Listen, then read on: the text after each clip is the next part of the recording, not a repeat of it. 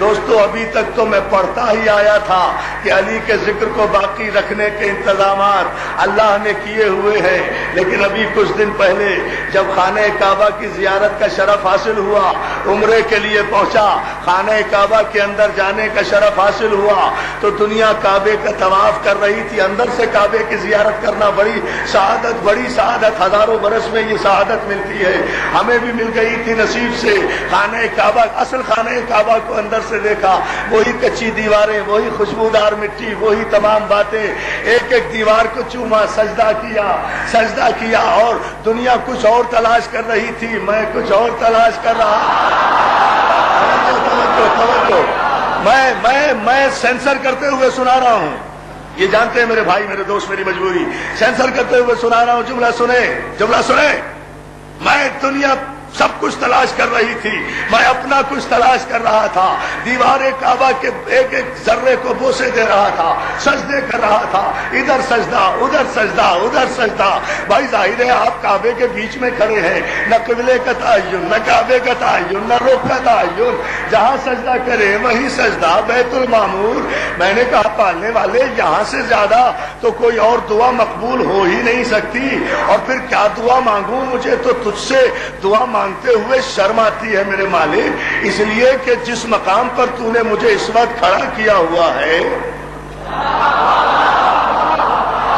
یہاں تو 1400 برس میں بھی کوئی نہیں پہنچا، سب باہر سے کعبے کا طواف کر کے آ جاتے ہیں، خاص اوریجنل کعبے کے اندر تو کوئی پہنچا ہی نہیں۔ یہ اتنا بڑا شرم مجھے مل گیا، مجھے شرم آتی ہے مالک، میں کیا دعا مانگوں؟ جو بھی دعا مانگوں گا وہ اس مقام سے کم ہوگی جو تو نے مجھے عطا کیا ہوا ہے۔ مگر مالک تو تو جانتا ہے میں کس تلاش میں ہوں۔ میں اب تک کتابوں میں پڑھتا آیا تھا کہ بنت اسد کی آمد کا نشان جو دیوار میں پڑا تھا وہ اب تک باقی ہے۔ پالنے والے، جب باہر سے اتنا نظر آتا ہے لوگوں کو تو اندر سے تو بہت ہی واضح ہوگا۔ میرے مالک مجھے وہ نشان بتا دے، وہ نشان دکھا دے تاکہ دیکھ کر جاؤں، پھر علی والوں کو بتاؤں کہ علی کیا ہے۔ دوستوں میں ابھی یہ دعا ہی کر رہا تھا، کسی نے میرے کاندھے پر ہاتھ رکھ کر کہا عرفان عابدی تو حسین کا ذاکر ہے، ہمیں پتا ہے تو کیا تلاش کر رہا ہے۔ جہاں کھڑا ہے یہاں سے رکن یمانی کی طرف 4 قدم آگے بڑھ،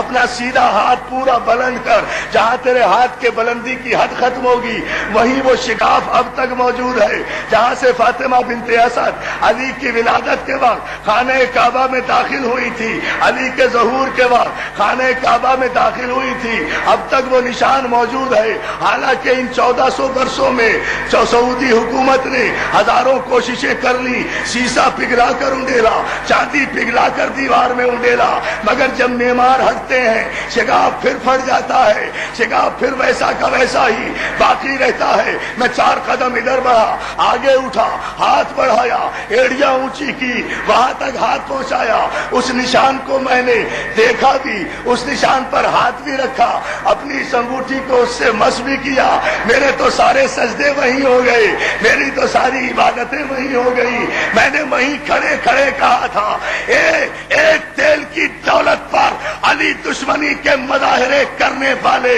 تاریخ کے بدنصیب بادشاہوں، جب تم 1400 برس میں اپنی ساری کوششوں کے باوجود بھی علی کی آمد کا نشان نہیں مٹا سکے تو علی کا نام کیسے مٹا؟